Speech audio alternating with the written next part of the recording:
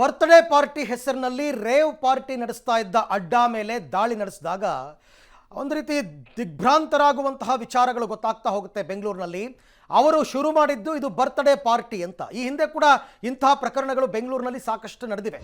ಆದರೆ ಒಳಹೊಕ್ಕು ನೋಡಿದಾಗ ನಡೀತಾ ಇದ್ದದ್ದು ರೇವ್ ಪಾರ್ಟಿ ಜೊತೆಗೆ ಡ್ರಗ್ಸ್ ಕೂಡ ಸೇವನೆ ಮಾಡ್ತಾ ಇದ್ರು.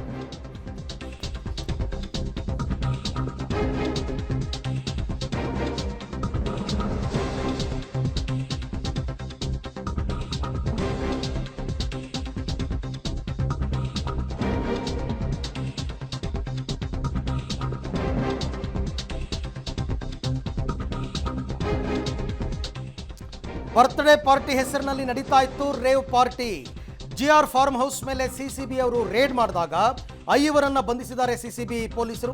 ಪಾರ್ಟಿಯ ಆಯೋಜಕ ವಾಸು ಸೇರಿದಂತೆ ಒಟ್ಟು 5 ಅರೆಸ್ಟ್ ಮಾಡಲಾಗಿದೆ. ಪಾರ್ಟಿಯಲ್ಲೇ ಇದ್ದ 3 ಡ್ರಗ್ ಪೆಡ್ಲರ್ಸ್ಗಳನ್ನ ಕೂಡ ಲಾಕ್ ಮಾಡಲಾಗಿದೆ. ಜೊತೆಗೆ ಫಾರ್ಮ್ ಹೌಸ್ನಲ್ಲಿ ಏನೋ 45 ಗ್ರಾಮ್ ಡ್ರಗ್ಸ್ ಕೂಡ ಪತ್ತೆಯಾಗಿದೆ. ಆಮೇಲೆ ಕಿರುತೆರೆ ಮತ್ತು ಹಿರುತೆರೆ ನಟನಟಿಯರು ಕೂಡ ಇದ್ದರು ಅಂತಕ್ಕಂಥ ಮಾಹಿತಿ ಸಿಗ್ತಾ ಇದೆ. ಇದಕ್ಕೆ ಸಂಬಂಧಪಟ್ಟಂತಹ ಒಂದು ಡೀಟೇಲ್ ರಿಪೋರ್ಟ್ ಇದೆ, ನೋಡ್ಕೊಂಬರೋಣ ಬನ್ನಿ. ಎಲೆಕ್ಟ್ರಾನಿಕ್ ಸಿಟಿಯಲ್ಲಿ ಮಿಡ್ ನೈಟ್ ರೇವ್ ಪಾರ್ಟಿ, 30 ಯುವತಿಯರು 71 ಯುವಕರು, ಆಂಧ್ರದ 3 ಕಿರುತೆರೆ ನಟಿಯರು, ಮಾಡೆಲ್ಗಳು, ಪಡ್ಡೆ ಹೈಕ್ಲುಗಳ ಧಾಮ್ ಧೂಮ್ ಪಾರ್ಟಿ. ಎಸ್, ಉದ್ಯಾನ ನಗರಿ ಎಲೆಕ್ಟ್ರಾನಿಕ್ ಸಿಟಿ ಬಳಿ ಇರುವ GR ಫಾರ್ಮ್ ಹೌಸ್ನಲ್ಲಿ ನಿನ್ನೆ ತಡರಾತ್ರಿವರೆಗೂ ನಡೆದಿದ್ದ ರೇವ್ ಪಾರ್ಟಿಯೊಂದರ ಮೇಲೆ ಬೆಂಗಳೂರಿನ CCB ಪೊಲೀಸರು ದಾಳಿ ನಡೆಸಿದ್ದು, ಆ ದಾಳಿಯಲ್ಲಿ ಡ್ರಗ್ಸ್ ಪತ್ತೆಯಾಗಿರುವ ವಿಚಾರ ಬೆಳಕಿಗೆ ಬಂದಿದೆ. ಬೆಳಗಿನ ಜಾವ 2 ಗಂಟೆಯ ಸುಮಾರಿಗೆ ಈ ಪಾರ್ಟಿ ಮೇಲೆ ರೇಡ್ ನಡೆಸಲಾಗಿದೆ. MDMA ಮಾತ್ರೆಗಳು, ಕೊಕೇನ್ ರೀತಿಯ ಡ್ರಗ್ಸ್ ಪತ್ತೆಯಾಗಿದೆ. ಈ ಪಾರ್ಟಿಯನ್ನು ಉದ್ಯಮಿ ವಾಸು ಎಂಬಾತ ತನ್ನ ಹುಟ್ಟುಹಬ್ಬದ ಹೆಸರಲ್ಲಿ ಆಯೋಜನೆ ಮಾಡಿದ್ದ ಎನ್ನಲಾಗಿದೆ. ಸನ್ಸೆಟ್ ಟು ಸನ್ರೈಸ್ ಪಾರ್ಟಿ ಅಂತ ಸಂಜೆ 5 ಗಂಟೆಯಿಂದ ಬೆಳಗ್ಗೆ 6 ಗಂಟೆ ತನಕ ಪಾರ್ಟಿಯನ್ನು ಆಯೋಜನೆ ಮಾಡಲಾಗಿತ್ತು. ಅದರ ತಡರಾತ್ರಿ ಆದರೂ ಪಾರ್ಟಿ ನಡೀತಾ ಇರೋ ಬಗ್ಗೆ ಮಾಹಿತಿ ಸಿಕ್ಕ ಹಿನ್ನೆಲೆಯಲ್ಲಿ CCB ಪೊಲೀಸರು, ಮಾದಕ ವಸ್ತು ನಿಗ್ರಹ ದಳದ ಪೊಲೀಸರು ಪಾರ್ಟಿಯ ಮೇಲೆ ರೇಡ್ ಮಾಡಿದ್ದಾರೆ. ಪಾರ್ಟಿಯಲ್ಲಿ ಕರ್ನಾಟಕದಲ್ಲಿರುವ ಆಂಧ್ರಪ್ರದೇಶ ಮೂಲದ ವ್ಯಕ್ತಿಗಳು ಹಾಗೂ ಆಂಧ್ರಪ್ರದೇಶದ ತೆಲುಗು ನಟನಟಿಯರು ಸೇರಿದಂತೆ ಮಾಡೆಲ್, ಕಾಲೇಜು ಯುವಕ ಯುವತಿಯರು ಪಾಲ್ಗೊಂಡಿದ್ರು ಅಂತ ಹೇಳಲಾಗ್ತಾ ಇದೆ. ಸಿಟಿ ಹೊರಭಾಗದಲ್ಲಿ ರೇವ್ ಪಾರ್ಟಿ ನಡೆಸುತ್ತಿದ್ದ ಸ್ಥಳದಲ್ಲಿ CCB ಪೊಲೀಸರು ದಾಳಿಯನ್ನು ಮಾಡಿರುವಂಥದ್ದು. ಸದ್ಯ CCB ಪೊಲೀಸರು ದಾಳಿ ಮಾಡಿರುವಂಥ ಫಾರ್ಮ್ ಹೌಸ್ ಬಳಿ ನಾನು ಇದ್ದೇನೆ. ರೇವ್ ಪಾರ್ಟಿ ರಹಸ್ಯ: 101 ಮಂದಿಯ ರೇವ್ ಪಾರ್ಟಿ ಇದ್ದಾಗಿತ್ತು. ಅದರಲ್ಲಿ 31 ಮಂದಿ ಹುಡುಗಿಯರಿದ್ರೆ 71 ಮಂದಿ ಯುವಕರಿದ್ರು. 3 ತೆಲುಗು ಕಿರುತೆರೆ ನಟಿಯರು ಇದ್ದರು ಎಂಬ ಬಗ್ಗೆ ಕೂಡ ಮಾಹಿತಿ ಇದೆ. ಬಿಲ್ಡರ್ಗಳು, ಮಾಡೆಲ್, ಪಾರ್ಟಿಯಲ್ಲಿ ಟೆಕ್ಕಿಗಳು ಭಾಗಿಯಾಗಿದ್ರು. ಬಿಲ್ಡರ್ ಬರ್ತ್ಡೇಗಾಗಿ ಪಾರ್ಟಿಯನ್ನ ಆಯೋಜನೆ ಮಾಡಲಾಗಿತ್ತು. ಇನ್ನು ಈ ಫಾರ್ಮ್ ಹೌಸ್ ನಲ್ಲಿ ಖಾಸಗಿ ಕಂಪನಿಯೊಂದರ ಮಾಲೀಕರಾದ ಗೋಪಾಲ ಎಂಬವರಿಗೆ ಸೇರಿದ್ದಾಗಿತ್ತು. ಹೈದರಾಬಾದ್ ಮೂಲದ ವಾಸು ಎಂಬಾತ ಪಾರ್ಟಿ ಆಯೋಜನೆ ಮಾಡಿದ್ದ. ಈ ಪಾರ್ಟಿಯು ಅದ್ದೂರಿಯಾಗಿ ಆಯೋಜನೆಗೊಂಡಿದ್ದು, ಐಷಾರಾಮಿ ವ್ಯಕ್ತಿಗಳು ಈ ಪಾರ್ಟಿಯಲ್ಲಿ ಭಾಗವಹಿಸಿದ್ರು ಎಂಬುದು ಪ್ರಾಥಮಿಕ ತನಿಖೆಯಲ್ಲಿ ಕೆಲವು ಮಾಹಿತಿ ಸಿಕ್ಕಿದೆ. CCB DCP ಶ್ರೀನಿವಾಸ್ ಗೌಡ ನೇತೃತ್ವದ ತಂಡ ದಾಳಿ ಮಾಡ್ತಾ ಇದ್ದ ಹಾಗೆ ಅಲರ್ಟ್ ಆದ ಬೆಂಗಳೂರು ಗ್ರಾಮಾಂತರ ವ್ಯಾಪ್ತಿಯ ಹೆಬ್ಬಗೋಡಿ ಪೊಲೀಸರು ಫಾರ್ಮ್ ಹೌಸ್ಗೆ ದೌಡಾಯಿಸಿದ್ರು. ಡ್ರಗ್ಸ್ ಎಣ್ಣೆ ಪಾರ್ಟಿ ಮಾಡಿ ಮಲಗಿದ್ದವರ ಡೋರ್ ಬಡಿದು ಎಬ್ಬಿಸಿದ್ರು. ಸುಮಾರು 100 ಜನರು ಇದ್ದಂಥ ಆ ಒಂದು ಫಾರ್ಮ್ ಹೌಸ್ನಲ್ಲಿ ಮ್ಯೂಸಿಕ್ ಉಪಯೋಗಿಸಿ ಸುಮಾರು ರಾತ್ರಿ 3:30 ಗಂಟೆ ಸಮಯದಲ್ಲಿ ಈ ಒಂದು ಮಾದಕ ವಸ್ತುಗಳನ್ನ ಬಳಸ್ತಾ ಇರತಕ್ಕಂಥದ್ದು ಕಂಡು ಬಂದಿದ್ದು, ಅದಕ್ಕೆ ಸಂಬಂಧಿಸಿದಂತೆ 5 ಜನರನ್ನು ಬಂಧಿಸಿ ಒಂದು ಪ್ರಕರಣ ದಾಖಲಾಗಿದೆ ಎಲೆಕ್ಟ್ರಾನಿಕ್ ಸಿಟಿ ಪೊಲೀಸ್ ಠಾಣೆಯಲ್ಲಿ. ಸದ್ಯಕ್ಕೆ ಸ್ಥಳದಲ್ಲಿ ಮಾದಕ ವಸ್ತು ಸೇವನೆಯ ಬಗ್ಗೆ ಕೂಡ ತನಿಖೆಯನ್ನು ಕೈಗೊಳ್ತಾ ಇದ್ದಾರೆ. ಹಾಗೂ ಸ್ಥಳಕ್ಕೆ ನಮ್ಮ ಸೀನ್ ಆಫ್ ಕ್ರೈಮ್ ಅಧಿಕಾರಿಗಳು ಸಹ ಭೇಟಿ ನೀಡಿ ಸ್ಯಾಂಪಲ್ಗಳನ್ನು ಸಹ ಸಂಗ್ರಹಿಸಿದ್ದಾರೆ. ಇದಿಷ್ಟು ಈ ಪ್ರಕರಣಕ್ಕೆ ಸಂಬಂಧಿಸಿದಂಥ ಮಾಹಿತಿ. 101 ಮಂದಿಯ ರಕ್ತ ಮಾದರಿ ಸಂಗ್ರಹ, ದಾಳಿ ವೇಳೆ ಪತ್ತೆಯಾಗಿದೆ ಮಾದಕ ವಸ್ತು.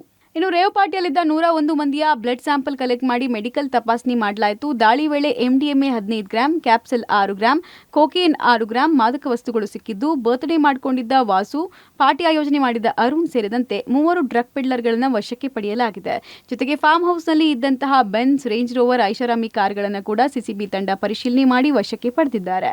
ಆಂಧ್ರ ಮೂಲದ ಶಾಸಕರ ಮಾಹಿತಿಯನ್ನು ಕೂಡ ಕಲೆ ಹಾಕುವಂಥ ಕೆಲಸವನ್ನು ಈಗಾಗಲೇ CCB ಪೊಲೀಸರು ಮಾಡಿರುವಂಥದ್ದು. ರಾತ್ರಿಯಿಂದ ನಡೀತಿದ್ದಂಥ ರೇವ್ ಪಾರ್ಟಿ ಮೇಲೆ ದಾಳಿ ಮಾಡಿದಂಥ CCB ಪೊಲೀಸರು ಈಗಾಗಲೇ ಸಿಕ್ಕಿರುವಂಥ ಮಾದಕ ವಸ್ತುಗಳ ಪರಿಶೀಲನೆ ಕಾರ್ಯವನ್ನು ಮಾಡ್ತಿದ್ದಾರೆ ಅನ್ನುವಂಥ ಮಾಹಿತಿ ಈಗ ಸದ್ಯಕ್ಕೆ ಇರುವಂಥದ್ದು. ಸೀಸರು ನಿಮಗೆ ನೋಡಿಬಿಟ್ಟು ಹೇಳಲಿಕ್ಕೆ ಆಗೋದಿಲ್ಲ. ಅದನ್ನು ಕರೆಕ್ಟಾಗಿ ತಗೊಂಡು ವೇಯ್ ಮಾಡಿಸಿ ನಂತರ ನಿಮಗೆ ತಿಳಿಸ್ತಾರೆ. ಅದನ್ನು ಆ ಸ್ಥಳದಲ್ಲಿ ಸಿಕ್ಕಿರೋದನ್ನ ವೇಯ್ ಮಾಡಿಸಿ ತಿಳಿಸ್ತಾರೆ. ಆಮೇಲೆ ವ್ಯಾಲ್ಯೂಯೇಷನ್ ಒಂದರಿಂದ ಒಂದು ಕಡೆಗೆ ನಿಮಗೆ ಚೇಂಜ್ ಆಗ್ತದೆ. ಅದನ್ನೆಲ್ಲ ನಿಮ್ಗೆ ಹೇಳಲಿಕ್ಕೆ ಬರೋಲ್ಲ. ಕೊಕೇನ್ ಸಿಕ್ಕಿದೆ, ಹೈಡ್ರೋ ಗಾಂಜಾ ಸಿಕ್ಕಿದೆ, MDMA ಪಿಲ್ ಸಿಕ್ಕಿದೆ. ಇದನ್ನ ಬಳಸ್ತಾ ಇದ್ದಂಥದ್ದು ಮತ್ತು ಕೆಲವರ ಪೊಸೆಷನ್ನಲ್ಲಿ ಕೂಡ ಸಿಕ್ಕಿದೆ. ಒಟ್ನಲ್ಲಿ ಹೈ ಪ್ರೊಫೈಲ್ ರೇವ್ ಪಾರ್ಟಿ ಏನೋ ದೃಢಪಟ್ಟಿದೆ. ಮದ್ಯ, ಮಾದಕ ಮತ್ತಿನಲ್ಲಿ ತೇಲಾಡದವರಿಗೆ ಶಿಕ್ಷೆ ಆಗಬೇಕಾಗಿದೆ. ಆಗಷ್ಟೇ ಈ ದಾಳಿಗೊಂದು ಅರ್ಥ ಸಿಗಲಿದೆ. ಪಬ್ಲಿಕ್ TV, ಬೆಂಗಳೂರು ಮತ್ತು ಆನೇಕಲ್. ಓಕೆ, ಈ ಎಲ್ಲ ವಿಚಾರಕ್ಕೆ ಸಂಬಂಧಪಟ್ಟಂತೆ ಮತ್ತಷ್ಟು ಮಾಹಿತಿಯನ್ನು ಪಡೆಯೋಣ ನನ್ನ ಕೊಲೀಗ್ ಅಂಬರೀಷ್ ಅವರಿಂದ. ಅಂಬರೀಷ್, ಇತ್ತೀಚೆಗೆ ಈ ಬರ್ತ್ಡೇ ಪಾರ್ಟಿ ಹೆಸರಿನಲ್ಲಿ ರೇವ್ ಪಾರ್ಟಿಗಳು ಎಸ್ಪೆಷಲಿ ಬೆಂಗಳೂರಿನ ಹೊರವಲಯಗಳಲ್ಲಿ ಜಾಸ್ತಿ ಆಗ್ತಾ ಇದೆ. CCB ಅವರಿಗೆ ಮಾಹಿತಿ ಇದ್ದಾಗ ರೇಡ್ ಮಾಡ್ತಾರೆ, ಇಲ್ಲದೇ ಇದ್ರೆ ಇಲ್ಲ. ಕೆಲವರು ಸಿಕ್ಕಾಕೋತಾರೆ, ಸಿಗಾಕೊಳ್ಳಲ್ಲ. ಜೊತೆಗೆ ಗಾಂಜಾ, ಮಾದಕ ವಸ್ತುಗಳು. ಸೊ ಈ ಪರ್ಟಿಕ್ಯುಲರ್ ಪಾರ್ಟಿ ಇದರ ಬಗ್ಗೆ ಮಾಹಿತಿ ಸಿಕ್ಕಿದ್ದು ಹೇಗೆ ಪೊಲೀಸರಿಗೆ? ರೇಡ್ ಹೇಗಾಯಿತು? ಎಷ್ಟು ಗಂಟೆನಲ್ಲಾಯಿತು? ಯಾರ್ಯಾರು ಸಿಕ್ಕಿಬಿದ್ರು? ಏನು ಕ್ರಮ ತಗೊಂಡಿದ್ದಾರೆ? ಅರವಿಂದ್, ಖಂಡಿತವಾಗ್ಲೂ ಈಗಾಗಲೇ ಸುಮಾರು 2 ಗಂಟೆಗೆ CCB ಅವರಿಗೆ ಮಾಹಿತಿ ತಲುಪಿರೋದಂಥದ್ದು. ಒಂದು ಮೂಲಗಳ ಪ್ರಕಾರವಾಗಿ ನೇರವಾಗಿ DG ಅವರಿಗೆ ಮಾಹಿತಿ ತಲುಪಿಸಿದ್ರು. ಆ ನಂತರ DG ಅವರು CCB ಅವರನ್ನ ಕಳಿಸಿ 2 ಗಂಟೆ ಸಮಯಕ್ಕೆ ಏನು GR ಫಾರ್ಮ್ ಹೌಸ್ ಇದೆ, ಫಾರ್ಮ್ ಹೌಸ್ಗೆ ನೇರವಾಗಿ ದಾಳಿ ಮಾಡ್ತಾರೆ. ಆ ಸಮಯದಲ್ಲಿ ಕೆಲವರು ಬಾಗಿಲು ಹಾಕ್ಕೊಂಡು ಸುಮಾರು ಅರ್ಧ ಗಂಟೆ ಬಾಗಿಲನ್ನು ಸಹ ಓಪನ್ ಮಾಡಲ್ಲ.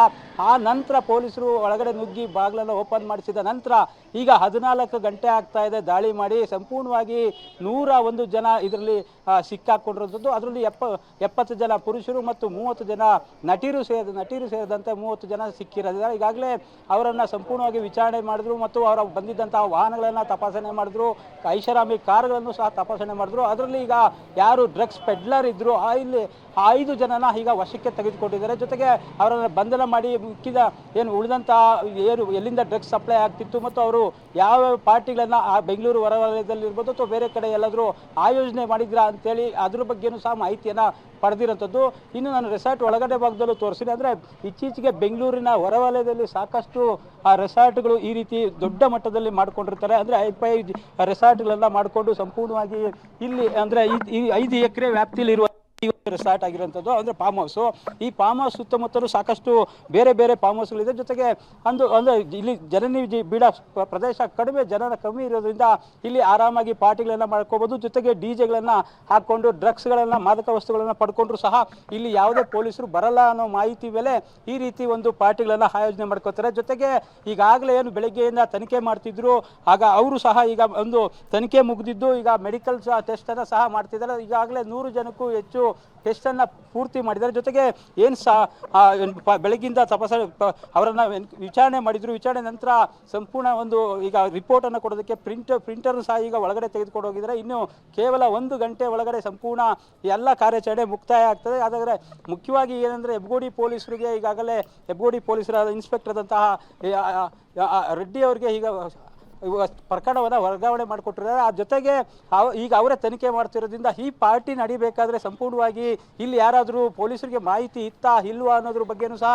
ಸಾಕಷ್ಟು ವಿಚಾರಣೆ ಖುದ್ದು ಬೆಂಗಳೂರು ಗ್ರಾಮಾಂತರ SP ಮಲ್ಲಿಕಾರ್ಜುನ್ ಬಾಲ್ದಂಡೆನೇ ವಿಚಾರಣೆಯನ್ನು ಮುಂದುವರಿಸಿರೋಂಥದ್ದು. ಜೊತೆಗೆ ಏನೀಗ ಪೆಡ್ಲರ್ಗಳಿದ್ರು, ಪೆಡ್ಲರ್ಗಳ ಬಳಿ ಸಾಕಷ್ಟು ಮಾಹಿತಿಯನ್ನು ಪಡ್ಕೊಳ್ತಿದ್ದಾರೆ. ಆದರೆ ಇಲ್ಲಿ ತನಕನೂ ಸಹ DJಗೆ ಇರ್ಬೋದು ಅಥವಾ ಪಾರ್ಟಿಯಲ್ಲಿ ಭಾಗಿಯಾದಂತಹ ಎಲ್ಲರೂ ಸಹ ಮಾಹಿತಿಯನ್ನು ಪಡ್ಕೊಂಡಿದ್ದಾರೆ. ಆದರೆ ಇಲ್ಲಿ ಮುಖ್ಯವಾಗಿ ನೋಡೋದಾದರೆ ಆಂಧ್ರ ಪ್ರದೇಶ ಇರ್ಬೋದು, ತೆಲಂಗಾಣ ಇರ್ಬೋದು ಅಥವಾ ಏನು ಒಂದು ಪುದುಚೇರಿ, ತಮಿಳುನಾಡು ಪಕ್ಕದಲ್ಲಿರುವಂಥ ಪುದುಚೇರಿ ಭಾಗದಿಂದ ಸ್ನೇಹಿತರನ್ನು ಕರ್ಕೊಂಡ್ಬಂದು ಸಂಪೂರ್ಣವಾಗಿ ಇಲ್ಲಿ ಪಾರ್ಟಿಯನ್ನು ಆಯೋಜನೆ ಮಾಡಿದ್ರು. ಹಾಗಾಗಿ ಈಗ ಪೊಲೀಸರು ಒಂದು ಹಂತಕ್ಕೆ ಬಂದಾಗಿದ್ದಾರೆ. ಈಗಾಗಲೇ ಎಲ್ಲರದ್ದು ಸಹ ವೈದ್ಯಕೀಯ ಪರೀಕ್ಷೆ ಮುಗಿಸಿ ಇನ್ನೇನು ಕೆಲವೇ ಗಂಟೆಗಳಲ್ಲಿ ಅವರನ್ನು ಪೆಡ್ಲರ್ಗಳನ್ನ ವಶಕ್ಕೆ ಪಡೆದು ಉಳಿದಂತಹ 70 ಜನಕ್ಕೆ ಈಗಾಗಲೇ ಅಂದರೆ ಉಳಿದಂತಹ ಎಲ್ಲರಿಗೂ ಸಹ ಒಂದು ಸ್ಟೇಷನ್ ಬೇಲ್ ಮುಖಾಂತರ ಬಿಡುಗಡೆ ಮಾಡೋ ಸಾಧ್ಯತೆ ಇರುವಂಥದ್ದು. Thank you. ತಮ್ಮ ಎಲ್ಲ ಮಾಹಿತಿಗೆ ಅಂಬರೀಷ್ ಧನ್ಯವಾದ. ಒಂದು ಮಾಹಿತಿ ಪ್ರಕಾರ ಕಳೆದ 5 ವರ್ಷದಲ್ಲಿ ಡ್ರಗ್ಸ್ಗೆ ದಾಸರಾಗ್ತಾ ಇರ್ತಕ್ಕಂಥವರ ಸಂಖ್ಯೆ ಬೆಂಗಳೂರಿನಲ್ಲಿ 23% ರೈಸ್ ಆಗಿದೆ ಅಂತೆ. 23%. ಸೊ ಹಾಗಾಗಿ ಕೆಲವು ಫಾರ್ಮ್ ಹೌಸ್ ರೆಸಾರ್ಟ್ಗಳೆಲ್ಲ ಹೆಂಗಿರ್ತವೆ ಅಂದರೆ 12 ಅಡಿ ಕಾಂಪೌಂಡ್ ಕಟ್ಕೊಂಡ್ಬಿಟ್ಟಿರ್ತಾರೆ.